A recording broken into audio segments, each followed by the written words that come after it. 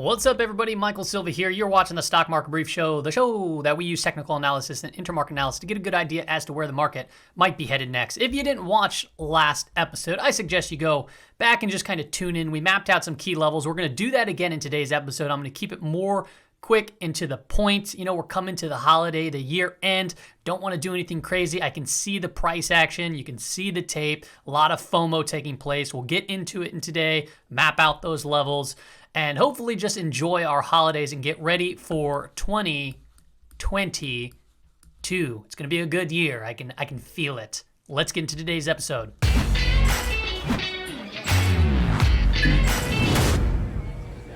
All right, everybody, welcome back. Let's first off start off by looking at the calendar of what's going to be taking place tomorrow. Things that you maybe should just be watching for if you're trading intraday. A couple reports to maybe keep a close eye on. One being GDP, other being existing home sales and consumer confidence. Those can potentially spark some moves in the market, seeing as how the Fed has already decided to taper. So just be mindful when these come out. We could see some price volatility take place. But enough on that. Let's go ahead and look at the stock market dashboard for today.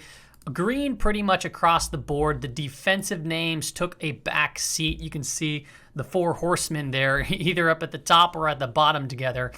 Energy, consumer discretionary, and technology took the lead. Good to see these names up in here. Now, we mapped out some key levels on the prior video, and things could be potentially just working off some overextended moves to the downside where we're seeing those bounces. So we're going to go into a few things that I've been kind of seeing and thinking about. Before we do, let's take a look at the indices right over here on the left-hand side of the screen. You can see NASDAQ Composite really had a great day, up 2.4%, and the small caps almost up 3% on the day. So some big moves right there. The NASDAQ Composite, if you didn't follow me on Twitter, I didn't put out a video yesterday, but I did post this out on Twitter, and let me walk you through this. I like using the NASDAQ Composite on the hourly chart, and I like using the stochastics as well as the RSI. And just some basic price action skills to help me find potential bottoms and know when price can potentially bounce from certain levels. So the reason why I posted this specific chart on Twitter minus this price action right here is because, one, I noticed that the full stochastic was putting in a higher low. So this right there is a positive divergence. So price was heading lower, but it allowed me to see, hey, that bearish momentum to the downside is actually getting weaker by seeing the stochastic and the RSI both putting in higher lows. Another thing that I noticed was, well, we've been seeing a lot of price volatility, but price was coming right in to here and slightly undercut it and then picked it back up. So that was an area of support, potentially a double bottom. Then the last thing that I wanted to point out was this tight wedge pattern, falling wedge, which also could be bullish. So I'm not surprised to see that bounce today. However, what I want to call out is it's not like we're in this extremely bullish trend at the moment. In the short term on this hourly chart, we're still going sideways. As you can see, we had a low here, a low here, a low here, and we've had some resistance meet up in this area. So really, we're just going sideways. So could there be some more price action to head up?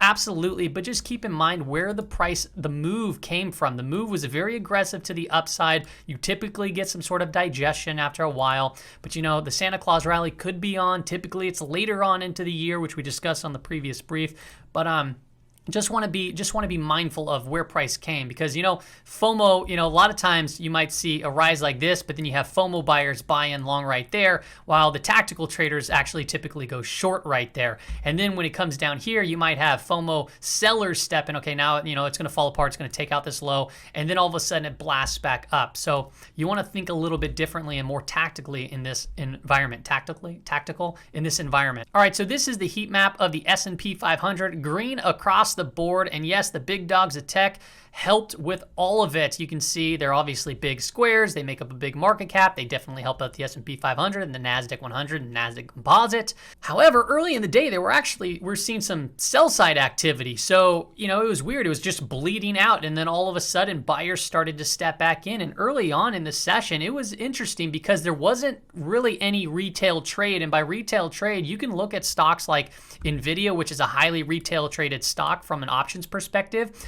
And a lot of the trades were coming from the bid or below, which shows a lot more patience. And typically when it comes to a lot more retail trade, you see the trades that implement from the ask and above. meaning that they're just trying to run into it, chase into it, not patient. And today, especially during the early morning session, we saw a lot of that. Now, if we take a look at Google, from a price action perspective, it's still going sideways overall, and we have a possibility of a morning star type pattern. You can see a lot of sell side pressure into an area of support, and this candle, it showed that bearish activity at the beginning, but buyers stepped right back in, pricing it, moving the candle up and closing about at the high of the day. So bullish price action overall, but we need to get above that 2880 level and recapture obviously the 50 and 20 period moving average. So overall, some decent looking price action in the price of Google. The reason why I'm showing you that is because this holds a lot of weights. If you see this sell off, you're going to probably see the S&P 500 follow suit as well. If you take a look at Microsoft, also another big name, possible bullish morning star type pattern here as well. You can see there was a lot of sell side taking place, but the bull stepped in, then we had a gap down. This doji represents buyers and sellers, fighting back and forth. And today was that breakaway candle getting back above that 50-day moving average. So that's a positive development at clearly an area of support. These are reversal type patterns, but in order for it to be a reversal type pattern, you need to reverse something, and there has been price action moving into that area of support, and now we're seeing that kind of play off. Now we do have the 20 period moving average. It is sloping down. That's a shorter term moving average. So, the shorter term is rather neutral to slightly down. So that is one level to be aware of. Tesla, high consumer discretionary. We saw a big move today. Sell side activity into the 100-day moving average, but we saw it close on its high of the day, also forming a Morningstar variation type pattern here too as well. So some positive developments overall. If you look at the Russell, right, they had a great day. Heat maps completely bright green overall. But let's hop into some of the charts. Let's look at the S&P 500. These blue lines right here represent the expected move going into the remainder of this week, right? It's a shortened trading week, so you can expect volume to be lower, which we saw today, right? So we saw less volume, but we saw a nice move.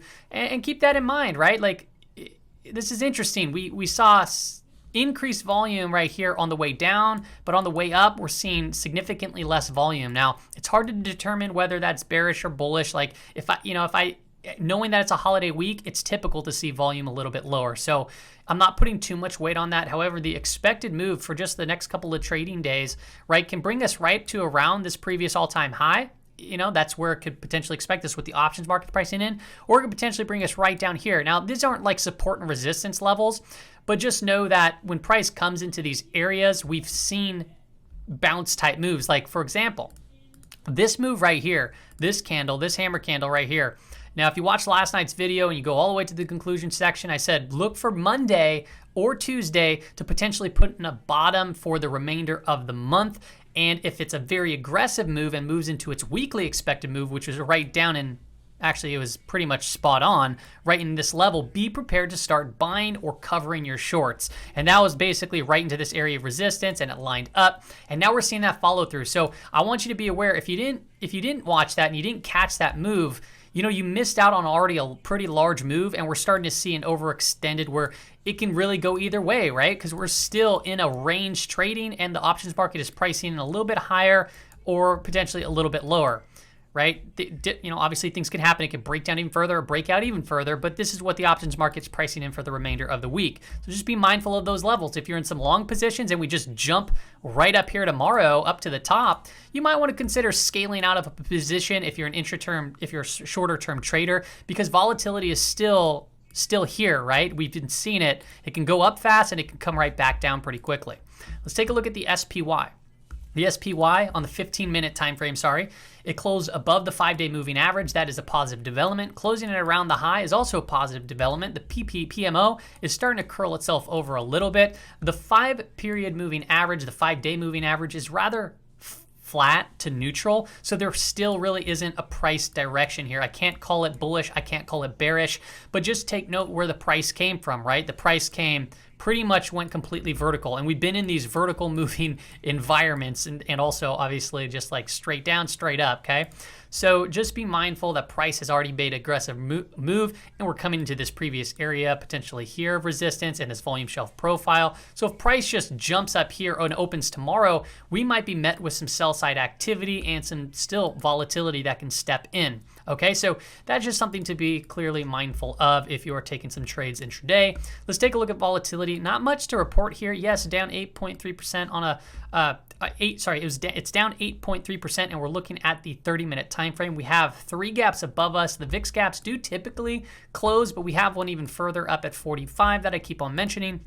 There's not much of a technical pattern or anything really to watch here. We have some potential support here at around 20.5, and then also right down here at around 18.5 to 9. So perhaps if we get those areas, you might want to watch to see if the RSI is overextended too, where you might see a little bit of a bounce overall. And then as far as resistance goes, they can be just this gap right above us, but it can also be this gap and this high right there above us too as well.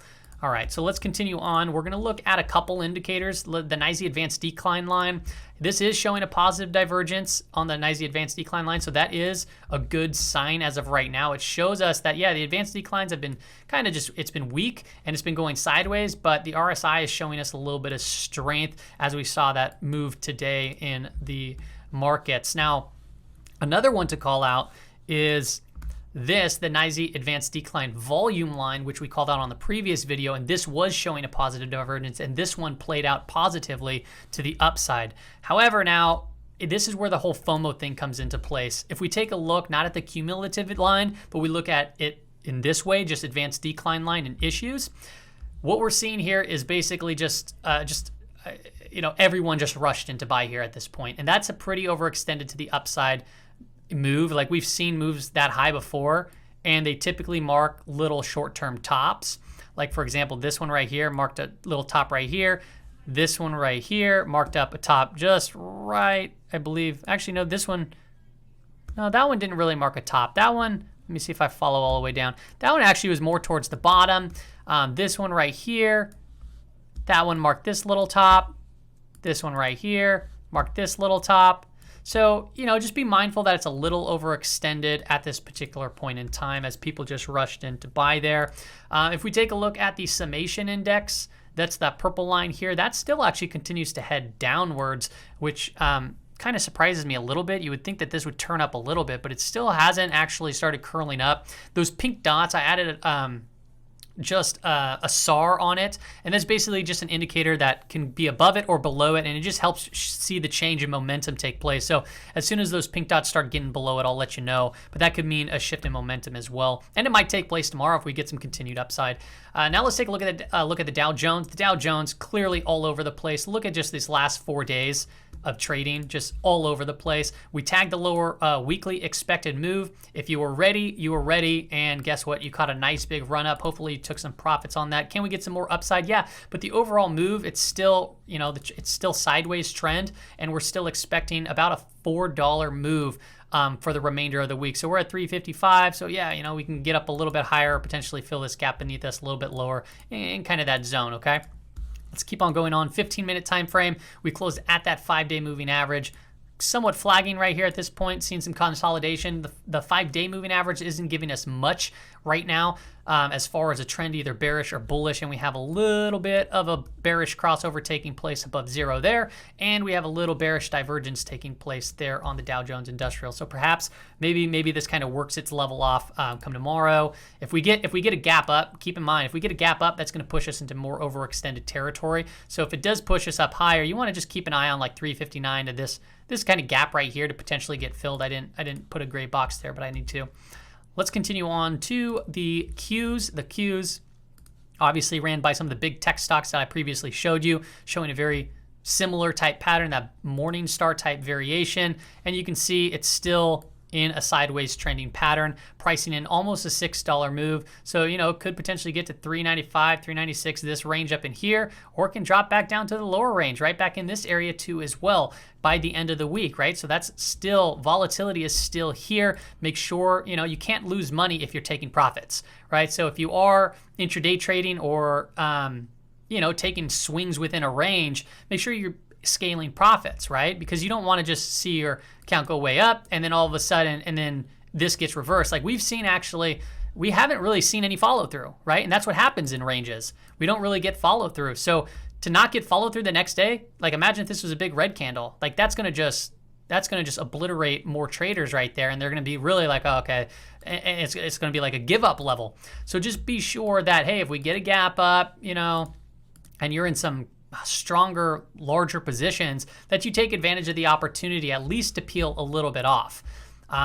The Qs right now, and by the way, you don't need to, especially if you're looking at longer time frames and you're holding it for longer. That's, it's everyone has a different strategy. I'm telling you from a kind of a day-to-day basis right now, from what I'm looking at and kind of what I'm doing.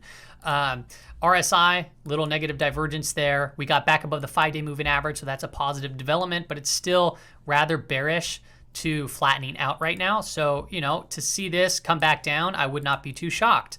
All right, we're right there at a volume shelf profile. You can see a lot of price action's been in this range, and we have another volume shelf profile up in here. So, if we gap up and we ramp up into these high levels, right, next week, those are those expected moves. So, that's an area of resistance. That's not where you want to go long. That's where you'd want to either take profits, or if you're trading a range, potentially go short. If we take a look at the advanced decline line for the NASDAQ, we're looking at a couple EMAs, 21 and 50. Those are both putting in higher lows, and the price action has been putting in lower lows there on the Q. So that's a positive divergence, but it's best when it's above zero and both of them are trending up. So, it's something positive, but it's still, like I said, price action's in a range. We have the same positive divergence forming here on the NAMO.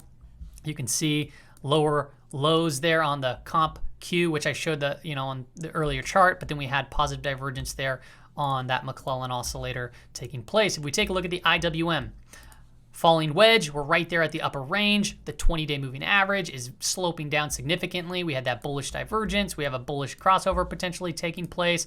So this is one of the reasons why I said, be ready to hedge long in this one. This has also been trading in a long-term range. We actually had a little bit of a bull trap right here. I call it a bear trap the other day. I always get them confused. But then it came back in, and now we're at that lower range, and now we're starting to see some moves from that. Now the options market's pricing a $4.6 move still for the remainder of the week. So if we get back up into these moving averages here, 2225, that puts us also in the middle of the range. So that could be a potential good place to take some profits. But just keep in mind, that's also, it's plus or minus. We could head down lower too as well. Basically what it's saying is 68, almost 70% of the time, price action this week is going to be falling and landing within that range right there. If we take a look at the, let's hop into crypto. I didn't bring out the 15-minute chart for that one.